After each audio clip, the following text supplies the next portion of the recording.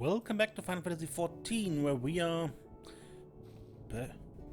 back here in Radz-At-Han and just dealt with the first outbreak of the final days. And now, first member of a Radiant Host had something to say. Greetings, honored Scions of the Seventh Dawn. I have a message from His Excellency the Satrap.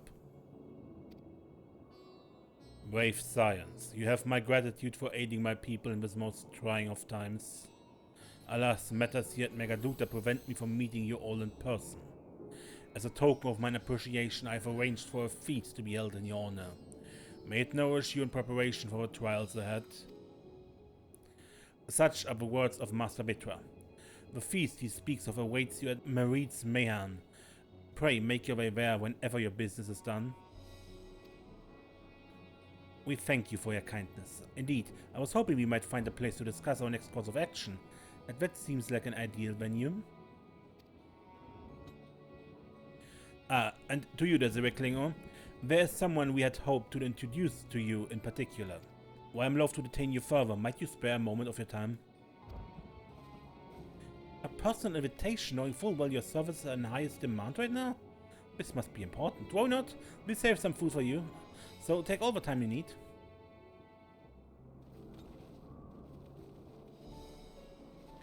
Thank you, friend. Whenever you're ready, please join me at the XIV Plaza. I shall go on ahead.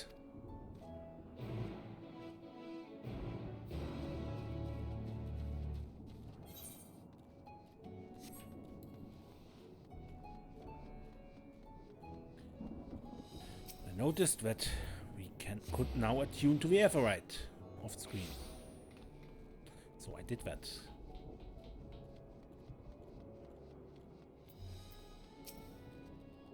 Access to the XIV you see there has been restricted to a select few ever since the tower first appeared.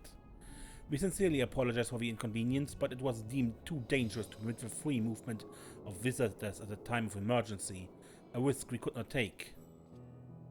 In light of recent developments, however, the Satrap has decided that such restrictions would only hinder our efforts to combat the final days. As such, I would encourage you to attune with the XIV before proceeding along the corridor. Already done so, as I just said.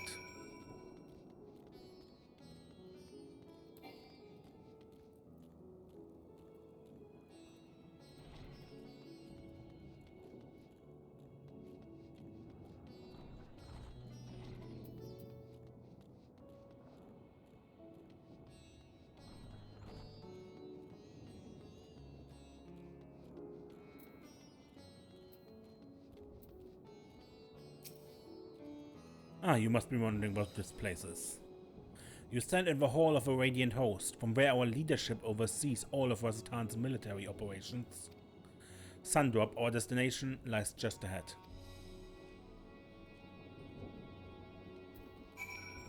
In where? In where?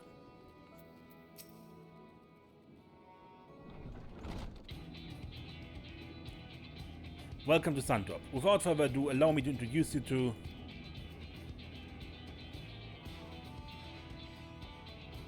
Aha, so you're the famous Desiree Klinger, eh? I knew it the moment you stepped through the door. You have a look of one who walked through hell. Sharibat, please, you are speaking to the Satrap's honored guest and the savior of our people. Can you not show a modicum of respect? What disrespect is there in paying a fellow warrior a compliment?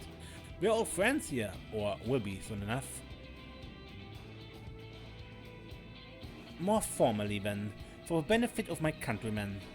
It is a pleasure to have you with us, O great champion of Eorzea, scion of the Seventh Dawn, warrior on flight, and all-round good egg, I'm sure.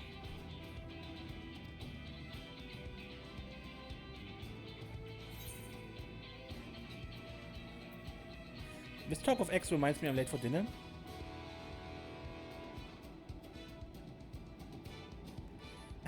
A woman after my own heart, I like that. Don't you worry, I'll keep it short. There's just a thing or two we'd like you to remember. First of all, about the room you're standing in now. Radz-At-Han welcomes delegates from other lands to oversee trade and diplomatic dealings. Then there are military matters to discuss, which is why all these officers are stationed here in Sundrop. I imagine you're more than familiar with each of the nations we represent, yes? We've got representatives from Doma.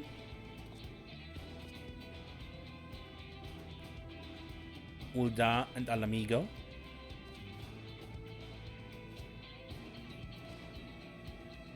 Nimsalominster.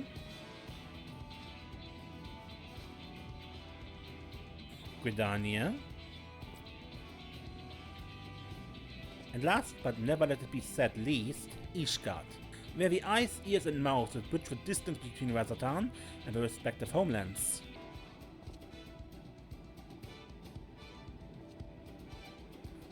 We've used this brief respite to share the details of our plight with our overseas counterparts. And wouldn't you know it, all of our leaders requested a few words from you specifically. Yo, woman in high demand, huh? And so, would you mind regaling us with your own account? Indulge us before you indulge yourself.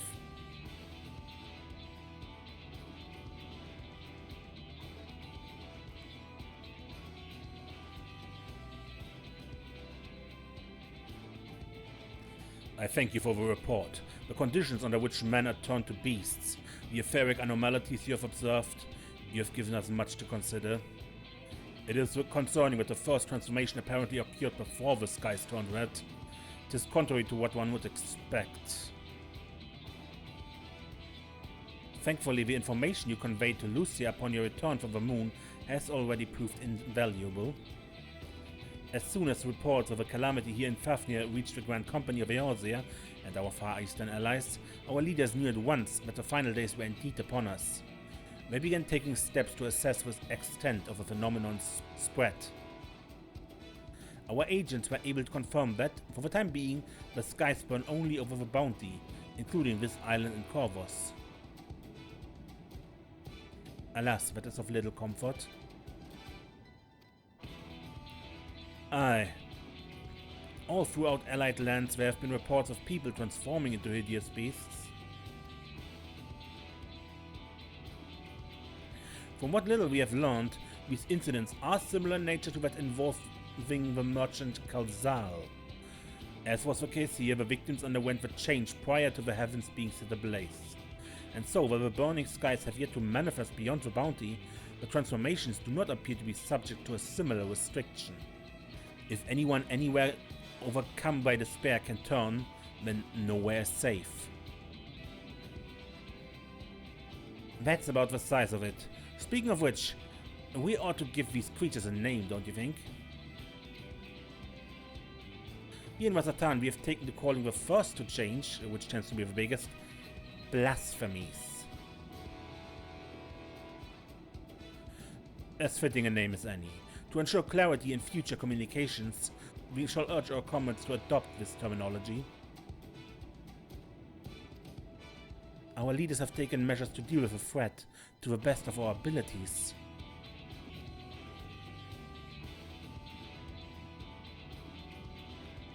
Aye, each nation has assembled their own groups of elite soldiers to put down these so-called blasphemies and their spawn as and when they appear. At the same time, they are doing all in their power to put the people's minds at ease and prevent panic and fear from spreading. That said, brave souls with the strength and fortitude to fell these terrible fiends are not easily found. Just so, and it is for that very reason that we turn to you. Pray lend us your strength and help us to slay the blasphemies that plague our homelands.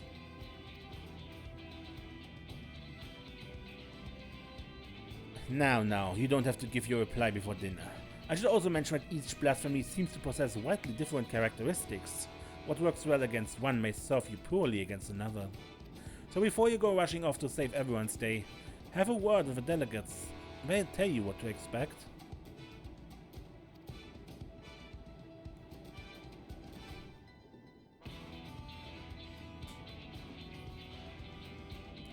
And with that, I do believe our friend here has a feast to attend.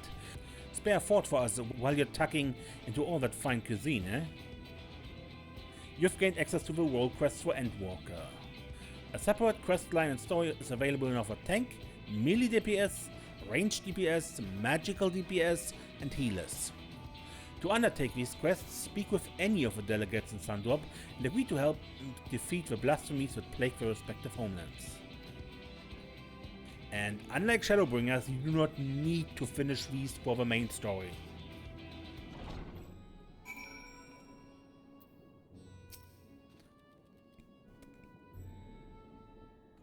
Pray forgive Shira about her rudeness. She can be a bit boisterous at times, but it is simply her nature.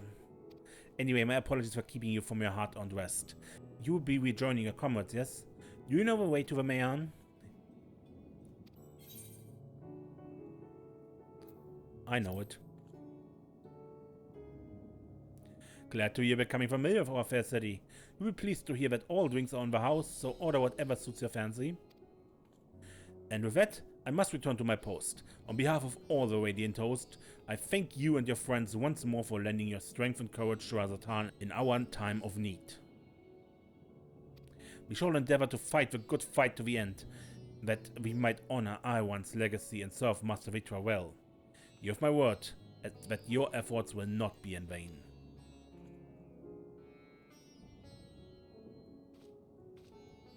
Good. But not today.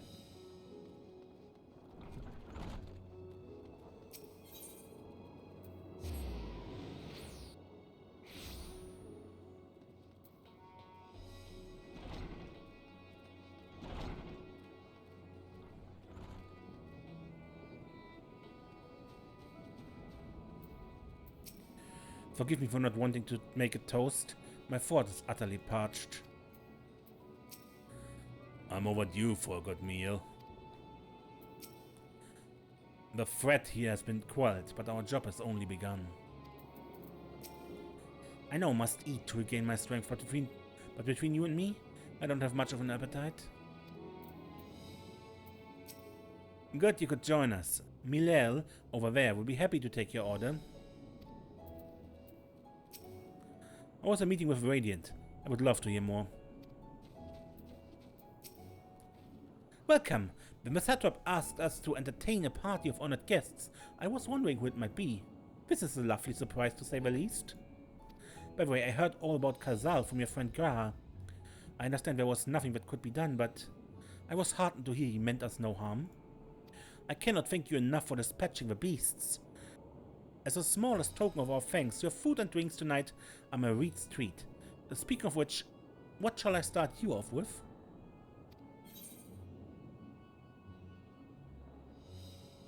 Water, just water. No, give me chai. As you wish. Pray join your friends and I'll bring you your drink.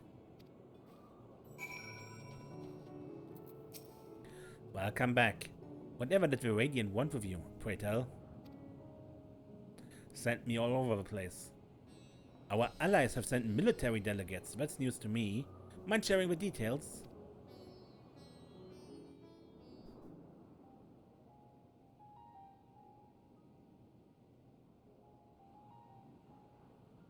So blasphemies now plague all the realm. It will only get worse if what Father said is true, as it did in Amarot. If that's our model, then shouldn't we expect the effects to grow more severe as it feeds off its own spread? As if people transforming into those monstrosities wasn't bad enough. If the flora and fauna, if the land itself turned against us. No one would survive.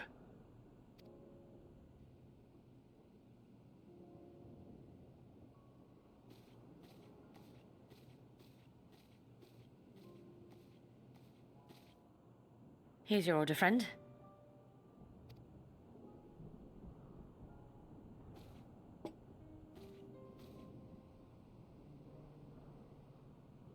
May you find comfort in these dark times.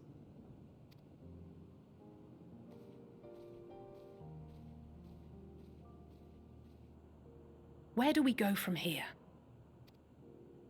If there's one thing we've learned, fighting blindly and simply reacting to what comes will accomplish nothing. We must find a solution that addresses the fundamental cause. Before our strength is exhausted, before this crisis spirals out of control. Is there something? Anything we've overlooked? If there is an answer, Hydaelyn herself will have it. 'Twas she who bound Zodiac and forestalled the final days. Well, Zodiac was stalled for final days, and Hydaelyn's actions just prevented the people going crazy with messing around with Zodiac's power. At least that was how I understood it. But okay, for shortening it all into a single sentence. Alas, we have heard naught from her since the Tower of Babel. Whether she cannot or will not speak, I can only speculate. Even the flower she gave us is no more.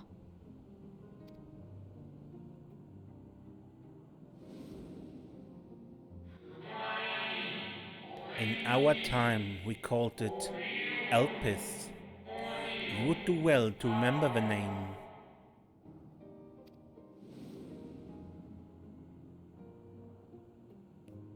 We know the name, the ancient said. So advised the Watcher. But what could be the significance of that name? It is entirely unfamiliar to me. To me as well. It meant something to the ancients, though. In our time. Most surely. Yet I do not recall a single mention of it in the records of Anida. Another dead end. And quite literally. It's not as if there are any ancients living we could go and ask.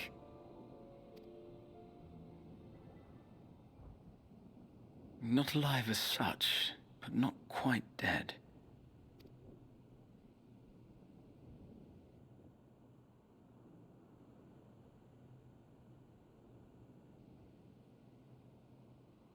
Elidibus.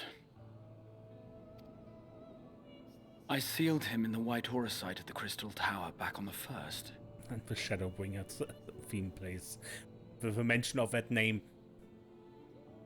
Contained within that reservoir of ether that maintains it, ether that is returned little by little to the sea, naught may remain of his soul.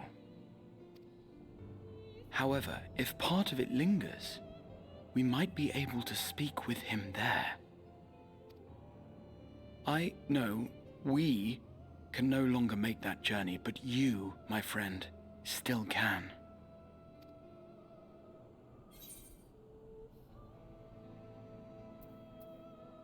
It would be an opportunity to look in on the others as well. Thank you, my friend. That would mean much to me. If nothing else, should we learn the First is safe, we'll have that much more reason to keep fighting the good fight.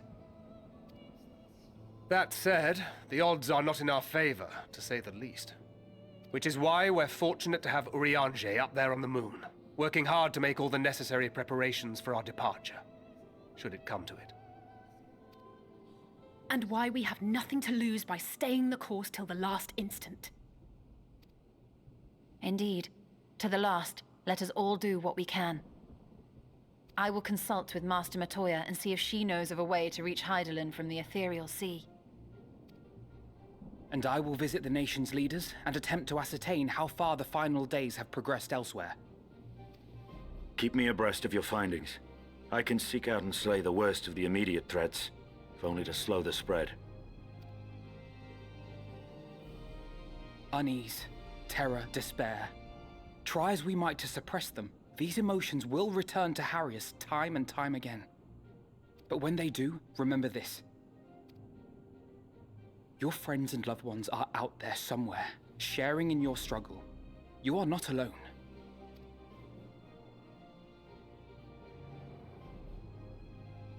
So ends the brief respite before the next revelation. Yes, so much left for you to see. Where beginning ends and end begins.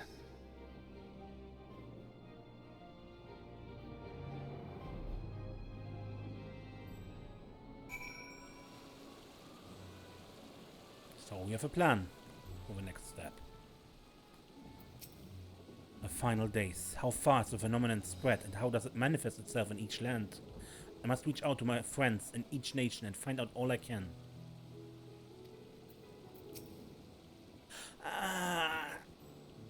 Well, I suppose I do feel better on a full stomach after all. Burning skies? Blasphemies?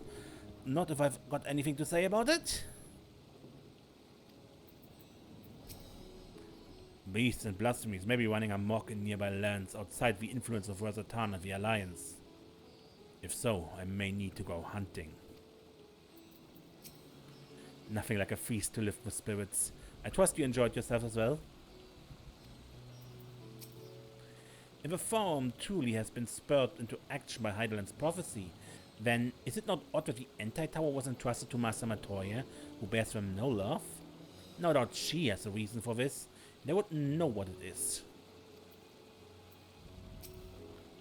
Now then, is there anything you've forgotten to mention? Are your arms and armor in good order? I'm ready. In that case, it's time we each attend to our tasks. And when you arrive on the first, give my regards to Reen. Tell her I miss her.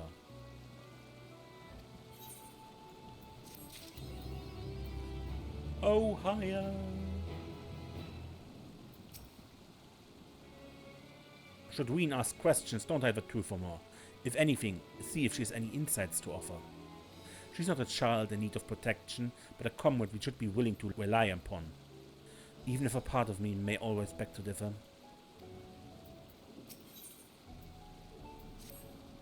Take this, Desiree, my spirit vessel.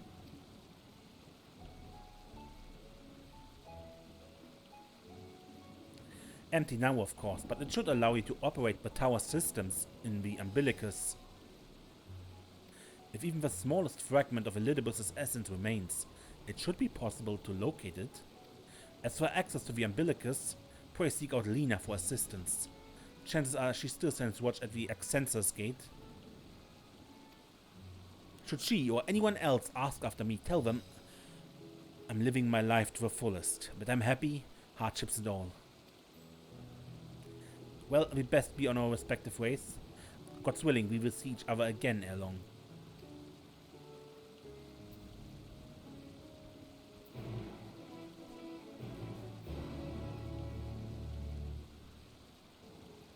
Okay.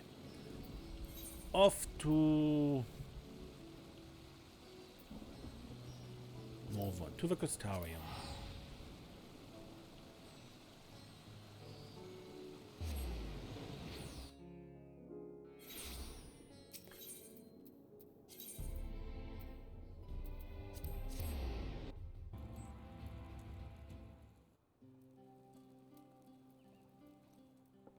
Desiree, you are returned.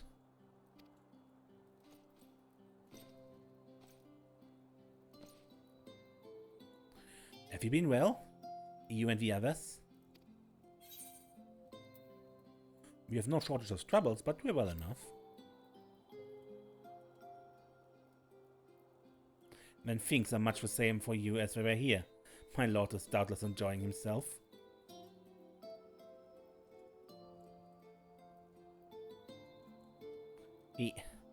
He said this to you? These exact words?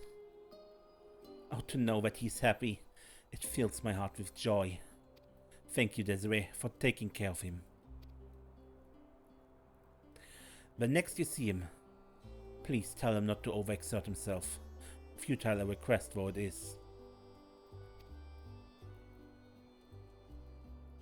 And tell him that all is well here. The peace you gifted us continues, and we work hard to build new lives for ourselves. In the course of this, we occasionally bicker, but we've never been more optimistic for the morrow. If I had to mention one dilemma, it would be the question of our governance. Even as we speak, the debate rages over how we should run the city in the exarch's absence. Most are of a mind that the settlement council should continue to oversee the general running of the Crystarium, while representatives are elected to determine policy and handle diplomacy.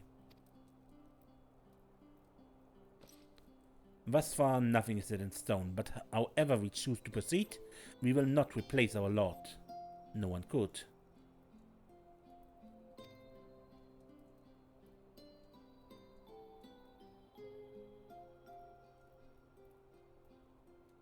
Have we recently observed any unusual phenomena? No, I cannot say there have been. Curious that you should ask me this question, though. Some days ago, Reen came and asked the very same. She was rather unsettled, in stark contrast to how cheerful she has been of late. She and the other Crystarium youths just hosted a festival, you see. It proved so popular that there are already plans for another celebration, one much bigger than the first. Yeah, they announced that in the Eden raids.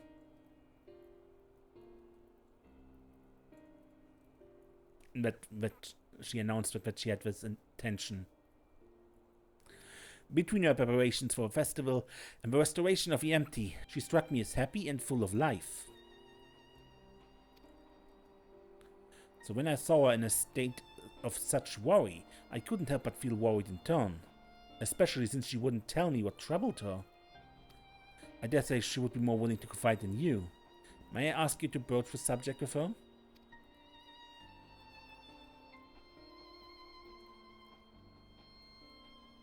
You wish to enter the umbilicus? Very well. I shall fetch the key at once and take the opportunity to find Ween. Please wait for me in the city. In front of a cabinet of curiosity, shall we say? I'll be along as soon as I can.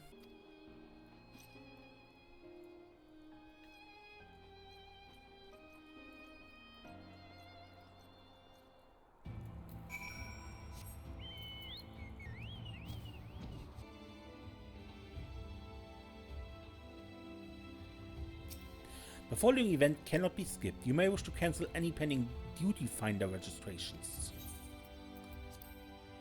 Wait here.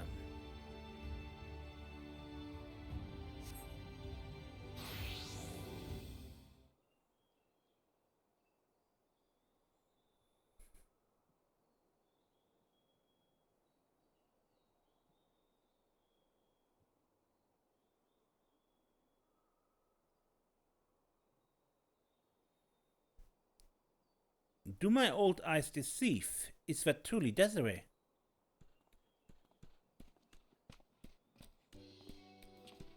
Back luck or a morn? Doesn't matter. It is! Full glad am I to see you hale and whole, my friend. What a wonderful surprise it is to have you back with us, and at this most opportune time. In case you haven't heard, we are planning to produce a tome chronicling events from the Flood to the Knight's return. For this project, we intend to draw upon records kept by the world's peoples. Historical and contemporary first-hand accounts will be the centerpiece of a tome, but yours would be the one to crown them all. I've been asked to contribute a chapter on the soul, a subject that is key to understanding much of your endeavors. In the course of developing the spirit vessel, I gained valuable insights into travel beyond the rift, knowledge that will allow me to attest to your existence and deeds.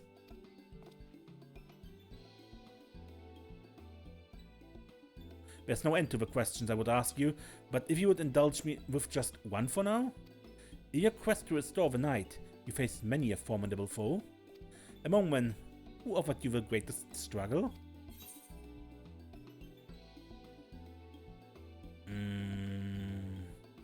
Titania, driven mad by light. Ah yes, Titania, the fallen fairy king. Against such a fiendish and playful opponent, I can well imagine that even the warrior of darkness must have struggled. But you succeeded in setting them free, and your victory proved a pivotal moment in your quest. We will see that it features prominently in the tome. I know you'd love to talk her ear off, Mohan, but we really should be on our way. Those documents from Yulma won't collect themselves. Of course. And afterwards, would you care to join me for tea? I was hoping you might clarify a few points in your treaties. Till next time, then. Do tell the others to look after themselves. Our overzealous friend in particular. Remind him not to overexert himself. Again and again, till his ears falls off, if that's what it takes. for him to take it to heart.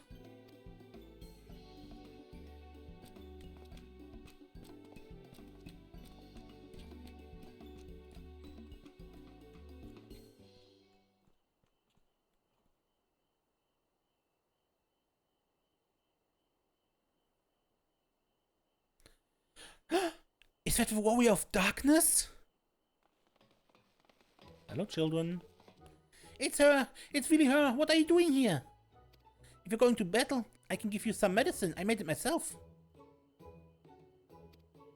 Best not, Ricky. You'd only give her a stomachache. We've come to see Moen, to get his advice. One of the guards finally agreed to teach us how to fight, but first, we need to choose a fighting style. Well, I know that I want to be a mage. Arkil isn't sure. Magic isn't really my thing, so I was thinking of taking up the axe, or the sword, or maybe the bow. They all seem alright, but it's hard to decide, so I thought I'd ask Moen. He knows about a lot of things. He isn't here? Oh, why don't you have a warrior of darkness choose for you? What do you think suits Arkil best? Axe? Bow? Sword? Test it out. For smiting your opponent. The axe. The axe. If you took up the axe, you could be just like Artbird, the warrior of light. I love that tale. Let's borrow a book today. It's really popular though. I hope it's still there. Thanks for helping me decide Warrior of Darkness. I'll start with that style and maybe try something else later on. But when I get really strong, I hope to have a bout with you.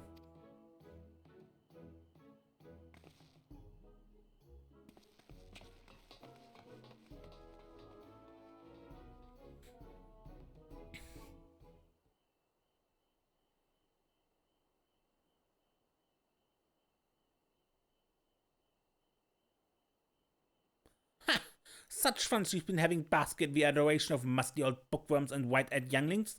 But does she spare a thought for me? Of course not!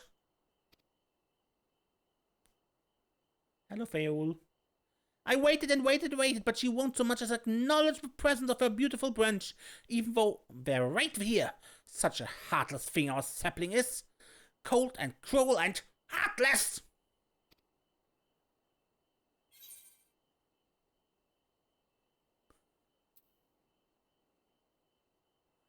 Oh, faithful Feol, loveliest of branches, how I miss you. If you truly missed me, you should have cried for me at the top of your lungs the instant you arrived.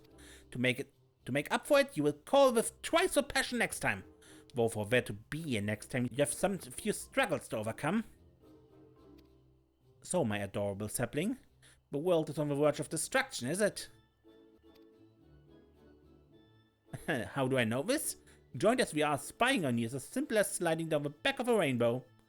Would that I could aid you in your quest, but the fate as we Faefolk is bound to that of a star. Whither it goes, so too do we follow. Such is our way. The most I could do for you is spare you the pain by gifting you the sweetest of eternal dreams. But if escape is not to your liking, then you must struggle with your fellow mortals. But I will do. Ah, but here are the ones you were waiting for. I wonder what manner of conclusion awaits a tale's end.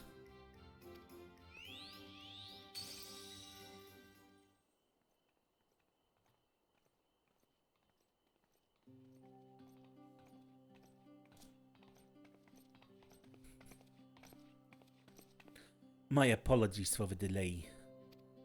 Desiree, it's so wonderful to see you again. You doubtless have much catching up to do, so I shall leave you to it. I've taken the liberty of unlocking the umbilicus, and you may enter at your leisure.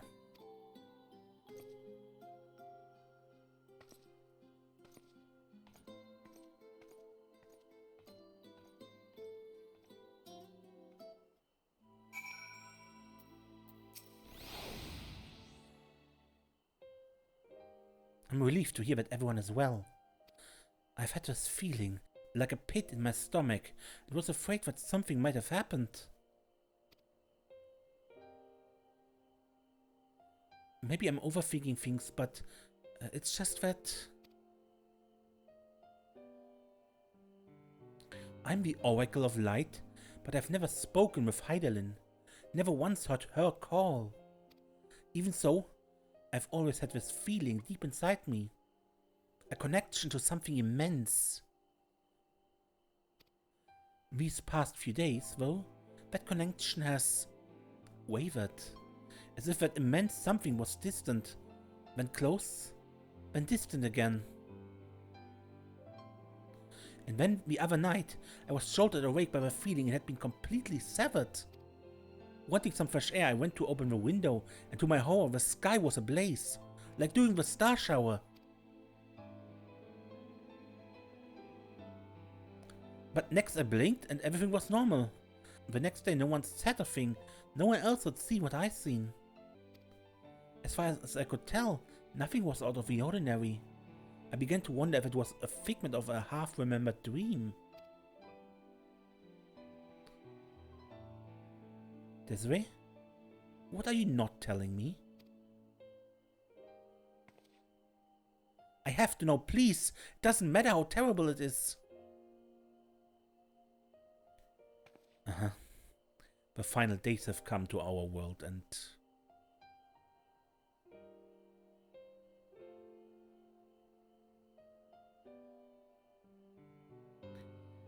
that's where we're standing right now.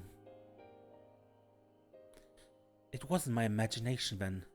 The doom we witness in Amaroth has come again. I can't believe it. Like I told you before, all is well here in the First. So don't worry about us, please. Look only to the threat before you. We are fine right now. Even if we weren't, we have learned how to survive. Should your final days reach us here as well, you may be assured we won't go down quietly. No, we'll hold on until you can find a way to save all our worlds. As long as you continue your fight, so too will we, united in purpose beneath a blazing sky.